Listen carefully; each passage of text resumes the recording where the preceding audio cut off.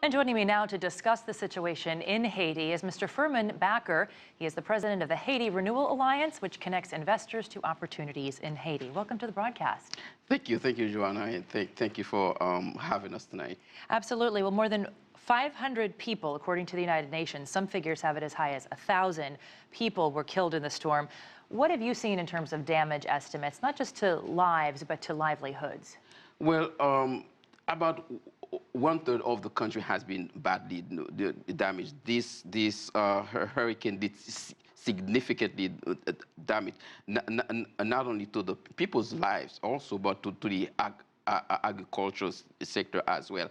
I've seen a report and I've heard people talking about 100% of the agricultural sector in that particular region of the country has been badly because the southern damaged. part of the island was hit the hardest. Was hit the hardest, and also that part of the country provide 1/3 of the food for the whole country. So think about what's going to happen within the 2-3 months. So people are going to need new crop to plant, and then harvest will take time. So this is really devastated for the country. Sure.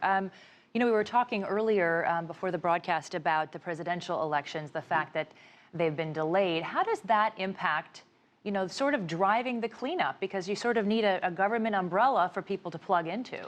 Well, luckily, although that we do have an interim government, but he's been taking a good lead driving this. We've had the international community. We have the USAID that pledged $12 million. We also have the United Nations flash appeal that pledged like 109, that was looking for 119 million in order to assist or to help with the cleanup. That's going to take a long time because we have a lot of trees down, we have the roof, a lot of the rooftops of the houses are gone. So that's going to take time, and then a lot of resources. The country has some resources, but that's not enough to assist the country in the cleanup, in the rebuilding of that part. Now, you mentioned the international pledges. Yes.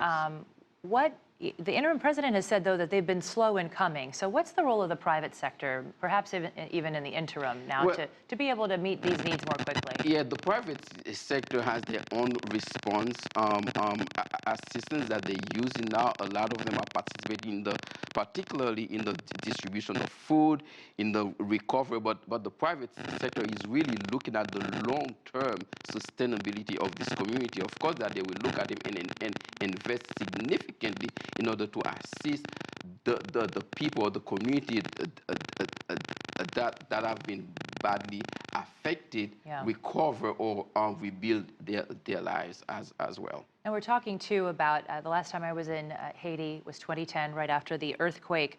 Important to remember that at least 60,000 people really never got back into their homes after the devastation of the earthquake. So then the rain comes and the flooding comes and the hurricane comes, and they're still without a really good source of food, shelter, et cetera. What does that mean for the rebuilding effort? And maybe, too, for some of the entrepreneurs and investors that you work with, are there some entrepreneurial solutions for them? I think that this time a lot of people that I'm talking to, they've learned a lot from the 2010, and a lot of people are not rushing to go just like in 2010 to bring relief support to the people. They really take a step back and looking at this from a long-term perspective in order to really assist the people in rebuilding their life. Because in 2010, what are they looking for then? If they're waiting and holding back, are they looking for more direction in terms of the government and a plan on where they can best make use of their investment? Exactly. That's the whole holder. Because as you know, investors, they're always like looking for a good